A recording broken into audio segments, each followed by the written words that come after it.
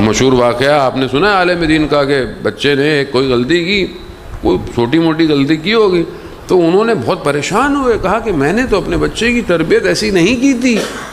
پھر انہوں نے اپنی زوجہ سے پوچھا کہ کوئی چیز آپ نے تربیت میں، کوئی کھانا کچھ؟ کہا نہیں۔ کہا جب یہ حمل میں تھا تب تو انہیں یاد آیا کہ میں پھل کی دکان پہ گئی تھی اور پھل میں انار کے چکھنے کے لیے کہ انار میٹھا ہے یا نہیں ہے، تو میں نے سوئی جو ہے وہ انار کے اندر ڈالی تھی۔ سوئی میں کتنا انار لگا ہوگا، بس میں نے وہ چکھا تھا، یعنی اس کے میں نے پیسے نہیں دیے، مطلب اچھا نہیں ہوگا میں نے نہیں لیا۔ اس قطرہ بھی شاید نہ ہو، اس ایک قطرے کے اثرات یہ تھے کہ بچے سے کوئی غلطی ہو گئی، اور یہاں تو ٹھیلے پہ آپ پھل لینے جاؤ، چکھتے چکھتے ہی آدھا درجن تو چلا گیا، پھر بولتے نہیں مزے کا نہیں ہے، اچھا تول دو۔ اب جب تولتا ہے تو یہ حساب تھوڑی کرتے ہیں جو آپ کھا چکے ہیں، اب یہ لقمہ جو حرام آیا ہے خوب یہ اثرات دکھاتا ہے۔ آج جو معاشرے میں فقدان، پریشانی، مشکلات ہیں، یہ بچے کا قصور نہیں ہے، یہ میرا قصور ہے کہ میں نے اس کی تربیت میں کہاں کمی چھوڑ دی ہے۔ تو عزیزان محترم، خوب یہ معاشرہ آہستہ آہستہ اس نہج پہ پہنچ چکا ہے کہ اب بچہ لادین ہو گیا ہے۔ آنے والی نسل، جوان نسل، ابھی دیکھیں اس کے مسائل کیا ہیں، اسے دین کیا ہے اس کے لیے، مثلا وہ تو دین کی کیا بات، سب دین ٹھیک ہیں، سب صحیح ہے، یہ بھی صحیح ہے وہ بھی صحیح ہے، سب ٹھیک ہیں۔ خوب یہ سسٹم پہ لایا جا رہا ہے اور ایک اچھی بڑی تعداد کو لے آئے ہیں یہ لوگ، مطلب اور جو تھوڑا بہت دیندار لوگ ہیں یا دین ہے تو دین کی شکل ایسی کر دو کہ جو نارمل آدمی وہ دین سے دور ہو جائے۔ جو ہمارے لبرل آدمی ہے وہ بولتا ہے ایسا دین ہمیں نہیں چاہیے، یہ ہر وقت لڑتے رہتے ہیں، گھٹتے رہتے ہیں، ان کا کام کیا ہے۔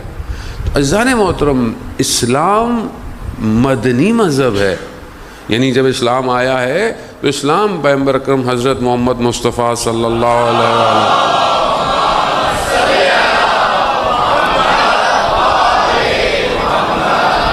اسلام جب آیا ہے تو ظاہر ہے وہی آپ کے سامنے نازل ہوتی ہے پیغمبر خدا پر، پھر پیغمبر خدا کو ابلاغ دیا جاتا ہے کہ بھئی جائیں آپ اور جا کر لوگوں کو یہ بیان کریں۔ اب جب لوگوں کو بیان کرنا ہے تو پھر معاشرہ ہے، سوسائٹی ہے، لوگ ہیں۔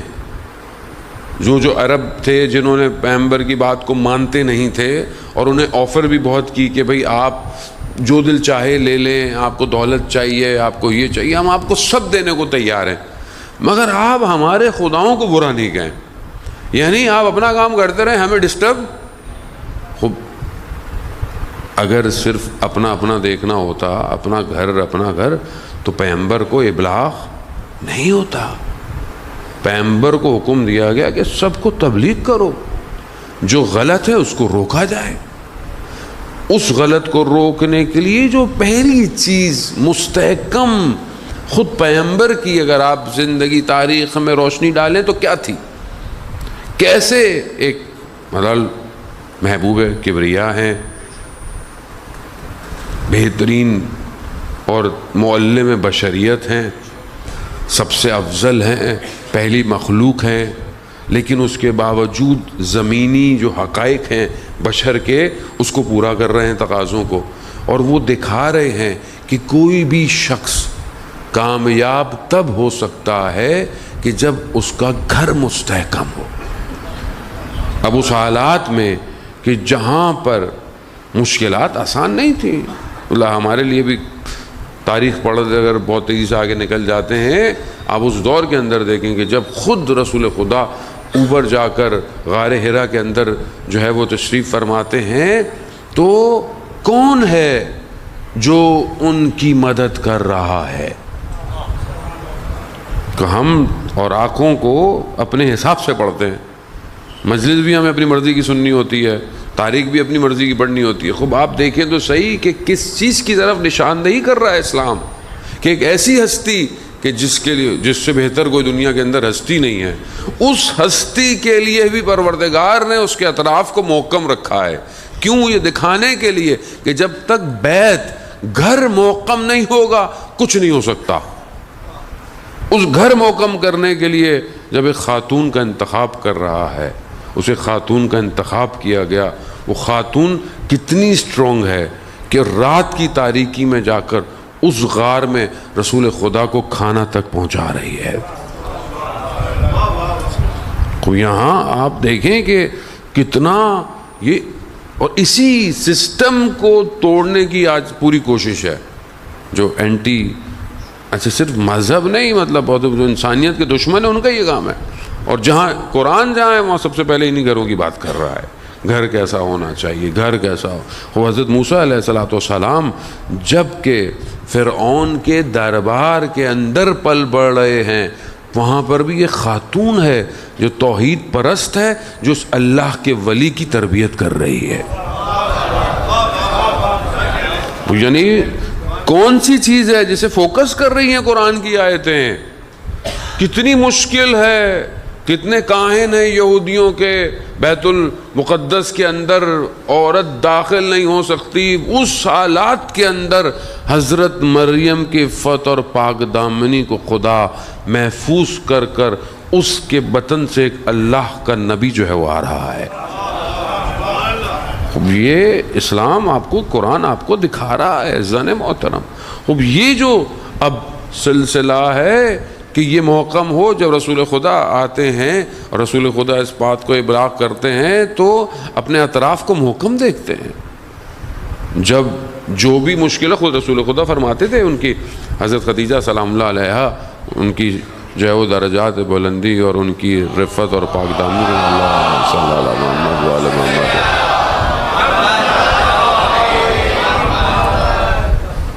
بیوی کے لیے خود فرماتے ہیں کتنا گریا کرتے رہے۔ ازواج پیغمبر نے کہا رسول خدا کو کہ اب آپ کیوں اتنا گریا کرتے ہیں، وقت گزر گیا، بہت عرصہ ہو گیا۔ کہا کہ جب مجھے کوئی کچھ نہیں دے سکتا تھا تب خدیجہ نے اپنی دولت سے میری مدد کی، جب کوئی مجھے سلام کا جواب یا میرے لیے مشکل پیدا کرتا تو میں جب گھر آتا اور خدیجہ کے چہرے کو دیکھتا تھا تو مجھے سکون ملتا تھا۔ وہ یہ بانڈنگ، یہ ریلیشن جسے اسلام بیان کر رہا ہے، یہ صدر اسلام سے ہے۔ یعنی ظاہر ہے رسول خدا کی کتنی بہترین حدیث ہے، خود فرماتے ہیں تم میں سے سب سے بہتر وہ ہے جو اپنے گھر میں اچھا ہے۔ ہم باہر سب اچھے ہیں، گھر میں کوئی اچھا نہیں ہے۔ باہر سب سے آرام سے پیار سے محبت سے، گھر آتے ہی چہرے کا رنگ اکھڑ جاتا ہے، نمک بھی گھر کم لگتا ہے، کبھی چینی زیادہ لگتی ہے کھانے میں۔ وہ کیوں؟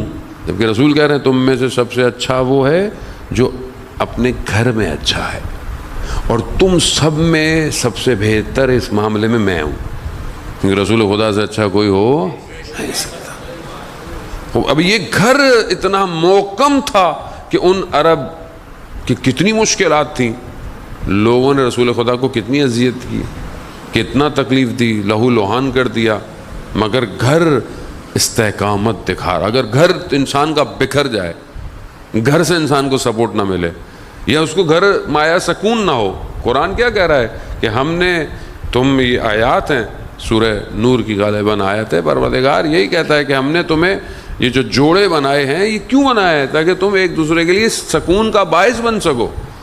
اگر یہ گھر سکون کا باعث نہ ہو تو انسان گھر جائے گا نہیں جائے گا۔ آج کا سسٹم عزیزان محترم اسی سکون کو برباد کر رہا ہے۔ آج سوشل میڈیا، آج ٹی وی ڈرامے، جتنی بھی چیزیں آپ اس کو ملٹی پلائی کرتے جائیں، ان سب کا اصل ہدف اس گھر کو توڑنا ہے۔ یہ گھر اگر بکھر جائے گا تو کوئی بھی نسل ایسی پیدا نہیں ہوگی کہ جو وقت کے امام کی نصرت کرے گی۔ ہم بعض اوقات معاشرے کی ایسی چیزوں کو ہائی لائٹ کرتے ہیں، بولتے بھی ہیں، بحث بھی کرتے ہیں، جبکہ ہیں ضروری ہیں، سارے مسائل ڈسکس ہونے چاہیے، لیکن اصل بیسک پرابلم کہاں ہے، جڑ کہاں ہے، جڑ مسئلے کی، اس جڑ کے لیے ہم بعض اوقات اتنا ڈیٹیل میں اترتے نہیں ہیں۔ اسلام اسی جڑ کو محفوظ کرنا چاہ رہا ہے۔ جب قرآن اس شجر طیبہ کی بات آتی ہے تو کیوں پروردگار کہتا ہے کہ شجر طیبہ کون ہے؟ کہ اس کا ستون جو ہے وہ استوار ہے، اس کی جو چیزیں ہیں وہ آسمان تک جا رہی ہیں، اس کے جو ہیں وہ پتے جو ہیں وہ کچھ اور ہیں، اس کی شاخیں جو ہیں وہ کچھ اور ہیں. یہ شجر طیبہ ہے. شجر طیبہ کے لیے اس کا جو جڑ ہے وہ مضبوط ہونی چاہیے. اگر ہم چاہتے ہیں کہ آج ہم اپنے وقت امام کے لیے کام کریں، وزان محترم اس کے لیے ضروری ہے کہ یہ گھر جو ہم نے تشکیل دے دیا ہے، جس کی بہرحال شادی ہو گئی ہے، بچے ہیں، یا جو آگے اپنے اس گھر کو بنانا چاہتا ہے، وہ کیا ہدف رکھتا ہے اور کون ساری چیزیں اس کے ساتھ مسائل ہیں. خوب ہم اسی گھر کی طرف، یہ گھر کہ جو فاطمی گھر ہے، یہی گھر ہے. دیکھیں اس گھر نے کہ امام خمینی رضوان اللہ تعالیٰ علیہ کا مشہور جملہ کہ فرماتے تھے کہ یہ کوچہ بنی ہاشم کا گھر جو کہ ظاہراً کچی دیواروں کا گھر تھا، مگر اس گھر نے کائنات کو کیا دیا؟ ایک علی ابن ابی طالب، حسن اور حسین، زینب و کلثوم دیے. وہ یہی تو گھر ہے کہ جس کی وجہ سے آج پوری انسانیت بچی ہوئی ہے. اس گھر کی طرف اب یہ گھر کے اندر کیا ہونا چاہیے؟ جانا تو موضوعات بہت سارے تھے میرے پاس بھی، لیکن معاشرے میں ابھی مشکلات صرف گھر کی ہیں. ہر گھر کی داستان ایک الگ ہے. ہمارے پاس جتنے بھی لوگ مسائل بھیجتے ہیں، مشکلات بھیجتے ہیں، ہم ظاہری طور پر مذہبی ہیں، ہم پریکٹیکل مذہبی نہیں ہیں. ہم اسلام کی ان تعلیمات کو سنتے ضرور ہیں، لیکن جب عمل کرنے کا وقت آتا ہے نا، ہم کھوکھلے ہو جاتے ہیں، بالکل اس شخص کی طرح. وہ دیکھیں ایمان اور اعتقاد جو ہے نا وہ عمل سے ظاہر ہوتا ہے، وہ صرف زبان سے ظاہر نہیں ہوتا. ایک آدمی کہے کہ میں ذکر کرتا ہوں، استغفار کرتا ہوں، توبہ کرتا ہوں. اب یہ توبہ اور استغفار تب ہو کہ جب وہ گناہ کرتے وقت اس کے اعضاء و جوارح کانپنے لگیں، جب اسے احساس ہو. ورنہ پھر آپ استغفار زبان سے پڑھتے رہیں، استغفار استغفار استغفار، بس. تسبیح، اب تو تسبیح بھی ڈیجیٹل آ گئی ہے، وہ بھی پڑھتے رہیں، اور آپ کی نہ زبان گناہ سے روکے، نہ آنکھیں آپ کی گناہ سے روکیں، نہ آپ کا ذہن گناہ سے روکے، تو پھر آپ کی استغفار کیسی ہے؟ اسی طرح بہت سارے معاملوں میں ہم اس رحمان کی رحمانیت کے مانتے تو ہیں، لیکن جب پریکٹیکلی امپلیمنٹ آتا ہے تو دیکھتے ہیں کہ نہیں. اس شخص کی طرح کہ جو رات کی تاریکی میں مختلف طریقے سے واقعہ بیان ہوا ہے کہ پہاڑ سے گر گیا یا کسی بڑی سی عمارت سے نیچے گرا، اندھیرا تھا، تاریک تھی، پتہ نہیں تھی، پھنس گیا درمیان میں کسی ٹہنی میں، کسی چیز میں، اور کپڑے اس کے پھنس گئے. اس نے کہا پروردگار میری مدد کر، تو رحمان ہے، تو رحیم ہے. آواز آئی جو لباس تمہارا پھنسا ہوا ہے اس کو کھول دو. اس نے کہا میں کھول دوں، میں تو نیچے گر جاؤں گا، میرے تو ٹکڑے ہو جائیں گے. پھکارا مگر عمل نہیں کیا. صبح جب کچھ لوگ گزر رہے تھے تو کیا دیکھا؟ آدھے میٹر کے فاصلے پر شخص اپنے ہی لباس میں پھانسی میں مر گیا. جب آواز آئی کہ کھول دو، اس کا مطلب کیا ہے؟ اس کا مطلب ہے کہ یقین نہیں ہے. یقین، جبکہ خدا کہہ رہا ہے مجھ پہ یقین کرو. آغا دولابی فرماتے تھے کہ جب تمہاری زندگی میں سارے دروازے بند ہو جائیں تو پھر سمجھ جاؤ کہ اب تم اس پر ڈیپینڈ کرو گے کہ جو کسی پر ڈیپینڈ نہیں کرتا. خوب یہ انسان تبھی ہے کہ جو اس کو یقین ہو جائے گا کہ اب تو سب بند ہو گیا، اب وہ ہے کہ جو سارے دروازوں کو کھولے گا. لیکن کیا میں اس طرف بڑھ رہا ہوں کہ نہیں بڑھ رہا؟ اب کیسے بڑھوں گا؟ ظاہر ہے میں اپنے اندر ایک کمزوری دیکھتا ہوں، ایک ضعف دیکھتا ہوں عقیدے کے حوالے سے. میرا عقیدہ عملی تب ہے کہ جب میرے عمل میں نظر آئے، اور یہ تبھی نظر آئے گا کہ جب اس کی تربیت ایک ایسی جگہ ہو کہ جہاں ہر لمحے اس کو پروان چڑھایا جائے. عزیزان محترم، ہم جس معاشرے میں رہ رہے ہیں، آج آپ کے سامنے معاشرے میں جو مسائل ہیں، چاہے وہ سیاسی ہوں، چاہے وہ مذہبی ہوں، چاہے وہ اقتصادی ہوں، ان سب کو اوور کم کرنے کے لیے افراد کی ضرورت ہے. افراد نہیں ہوں گے تو آپ کیسے کریں گے کام؟ اور جب ہم یہ کہتے ہیں کہ آج یہ افراد سب خراب ہیں، کوئی چور ہے، کوئی ڈاکو ہے، کوئی فلانا ہے، کوئی فلانا ہے، خوب یہ سب ہم میں سے ہیں، یہ باہر سے کوئی نہیں آیا، وہ اسی معاشرے نے لوگوں کی پروان چڑھائی ہے۔ ذوالقرنین اسکندر جسے کہتے ہیں، کتنی لمبی زندگی ہے، کہاں کہاں کہاں گئے، وہ یاجوج ماجوج کو بھی جو قوم کو بچایا، وہ سب ذوالقرنین حضرت موسیٰ کی قوم کے پاس سے گزرے تو دیکھ کر پریشان ہو گئے، کہا کہ لوگ اتنے سکون میں، اتنے اطمینان میں ہیں، دیکھا تو ان کے گھروں کے صحن کے اندر قبریں بنی ہوئی ہیں۔ کہا یہ کس کی قبریں ہیں؟ کہا یہ ہمارے رشتہ دار جو مرتے ہیں ہم ان کو اپنے صحن میں دفنا دیتے ہیں۔ کہا کیوں؟ کہا تاکہ ہم روز دیکھتے رہیں کہ ہم نے بھی قبر میں جانا ہے۔ کہا تمہارے گھروں میں دیواریں کیوں نہیں ہیں؟ کہا کیونکہ ہمارے ہاں کوئی نہ چور ہے نہ کوئی نقصان دینے والا ہے۔ تو کہا تمہارے ہاں کوئی حاکم بھی نہیں ہے؟ کیا ہمارے ہاں ایک دوسرے سے لڑائی نہیں ہوتی ہے؟ خوب کیوں؟ کیونکہ اعتقاد ایسا ہے۔ یہاں تو آدمی گھر والے پہ گھر والا بھروسہ نہیں کرتا، موبائل میں 4 پاسورڈ لگے ہوئے ہوتے ہیں، یہ والا بھی انگوٹھے والا بھی آنکھوں والا بھی سب لگے ہوئے ہیں، یہ بند ہو جائے تو یہ نہ کھلے، یہ نہ کھلے تو یہ نہ کھلے۔ کیوں؟ بھروسہ نہیں۔ اندر سے چور، اندر کا چور باہر کہاں آئے گا؟ عزیزان محترم، خوب معاشرہ چاہیے۔ آج اعتراض کرنا، تنقید کرنا آسان ہے، لیکن کام کرنا مشکل ہے۔ وہ آج ہم اپنے معاشرے کی ارتقاء کے لیے کیا کام کر رہے ہیں؟ وہ پہلی چیز عزیزان محترم جو سب سے زیادہ ضروری ہے وہ تعلیم اور تربیت ہے۔ آج ہم نے اپنے گھر میں یا اپنے محلے میں تعلیم و تربیت کا کیا ماحول ہے؟ کیا ہمارے پاس کوئی سسٹم ہے؟ کیا ہم نے کوئی سسٹم انٹروڈیوس کیا ہے؟ وہ پہلے تھوڑا سا پیچھے چلے جائیں، جب یہ مصیبت بھی ہے فائدہ بھی ہے، یہ موبائل نہیں تھا تو کم از کم لوگ اپنے بزرگوں کے پاس بیٹھتے تھے، محلے میں بیٹھتے تھے، کوئی بات سن لیتے تھے، کوئی نصیحت سن لیتے تھے۔ اب تو کوئی کسی کو اتنا بزی ہو گیا کہ کوئی سنتا نہیں ہے۔ ان حالات میں کہ جو میں یہ نہیں کہہ رہا کہ آپ موبائل پھینک دیں یا توڑ دیں یا ٹیکنالوجی یوز نہ کریں، نہیں، اس ٹیکنالوجی کے دور کے اندر ہم کوئی سسٹم انٹروڈیوس کر رہے ہیں کہ ہمارے معاشرے میں، ہمارے محلے میں، ہمارے گلی میں لوگوں کی تربیت ہو، ہمارے اپنے گھر کے اندر لوگوں کی تربیت ہو۔ کیا اس طرف ہم سوچ رہے ہیں کہ نہیں سوچ رہے؟ اور اس ٹیکنالوجی کو کہ جو بہرحال اتنی حاوی ہوتی جا رہی ہے، اس میں ہمارا کتنا بڑا کردار ہے؟ اگر آپ خود اس ٹیکنالوجی میں نہیں آئیں گے تو جو ظاہر ہے جو دوسرا آئے گا وہ اپنی مرضی سے آئے گا، پھر آپ صرف استعمال کرنے والے ہیں، آپ بنانے والے نہیں ہیں۔ تو کیا آپ خود کچھ بنانے کا سوچ رہے ہیں ابھی تک؟ یا آپ نے محلے کے اندر کوئی ایسا انسٹیٹیوٹ بنایا ہوا ہے کہ جو آپ کی اس نسل کو، بچوں کو فری میں ڈیجیٹل مارکیٹنگ، سورس کوڈنگ، کوئی اور پلاننگ، کچھ اور سکھا رہا ہے کہ نہیں سکھا رہا؟ معاشرے کی ضرورت ہے جانے محترم، اب سب کچھ آن لائن ہے، ہر چیز آن لائن ہے، آپ بھاگ نہیں سکتے ان چیزوں سے۔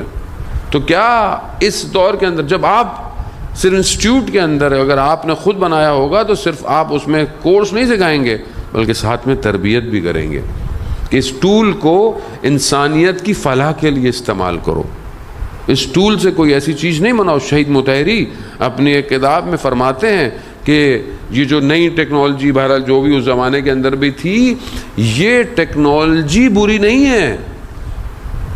خوب مثال بھی دیتے ہیں، خوب یہ جو جہاز ہے، خوب جہاز کو برا نہیں ہے، خوب یہی جہاز آپ کو مکہ مدینہ بھی لے کے جائے گا، یہی جہاز آپ کو کسی گناہ کرنے والی جگہ پہ بھی لے کے جائے گا۔ اصل مشکل آپ کی اپنی ہے کہ آپ اس سے فائدہ کیا اٹھا رہے ہیں۔ کیمرہ برا نہیں ہے، کیمرہ آپ کی مجلس بھی دے سکتا ہے، آپ کے حرم کو بھی دکھا سکتا ہے، اور بھی چیزیں، لیکن اسی کیمرے سے اگر کوئی چیز غلط بنائے تو کیا کیمرہ برا ہے؟ نہیں، سافٹ ویئر برا اور اچھا ہوتا ہے۔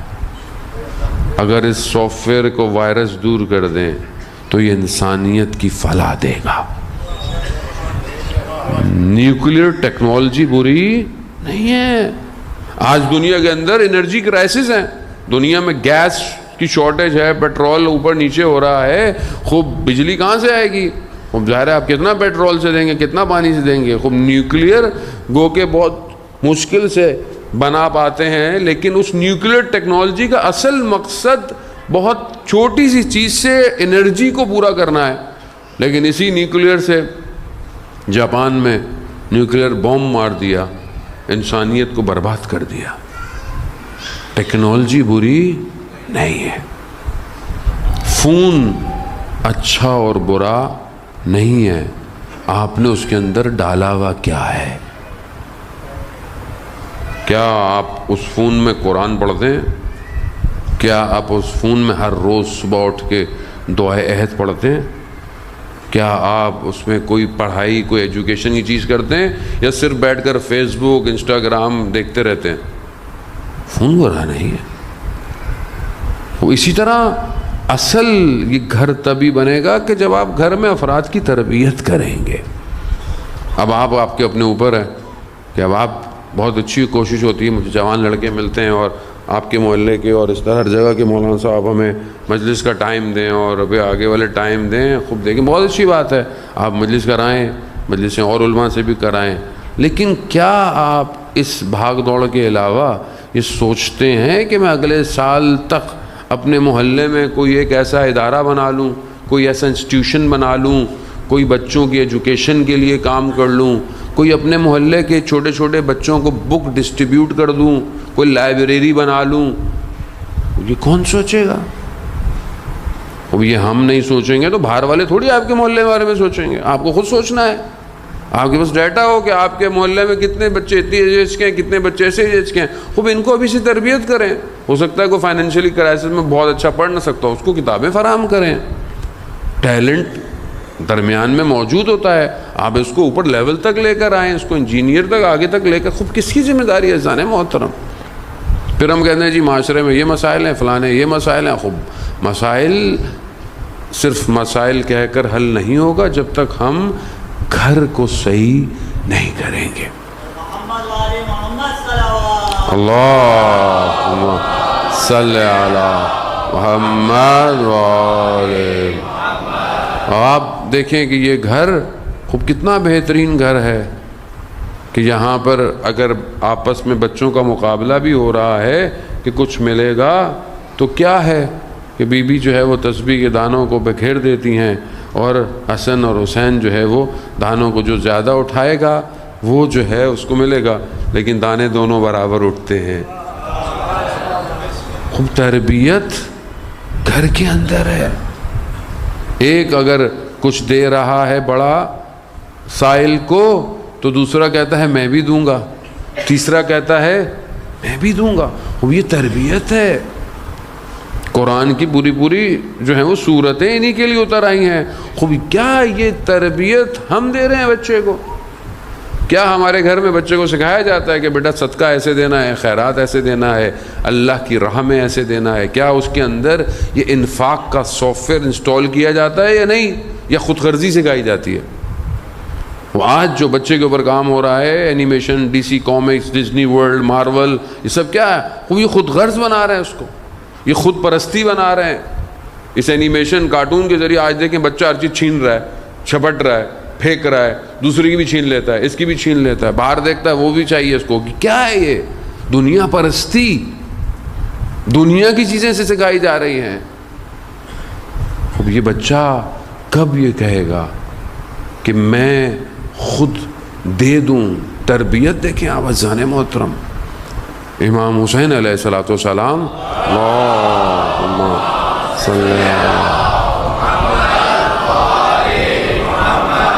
امام حسین 50-56 سال ہے جب جو ہے وہ مدینہ سے جو ہے وہ روانہ ہو رہے ہیں۔